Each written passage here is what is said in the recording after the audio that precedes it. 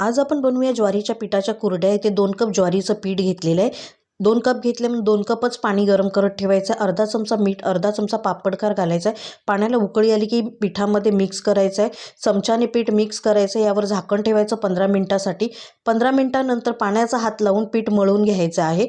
पिठाचे असे गोळे करायचे आहेत, आपल्याला वाफवून घ्यायचे आहेत. पाण्याला उकळी आल्यावर 25 मिनिटं हे गोळे आपल्याला वाफवून घ्यायचे आहेत. 25 मिनिटानंतर हे गोळे एका प्लास्टिकच्या पिशवीत घ्यायचे आणि चांगले मळून घ्यायचे आहेत. लाटणीने किंवा हाताने तुम्ही मळू शकता.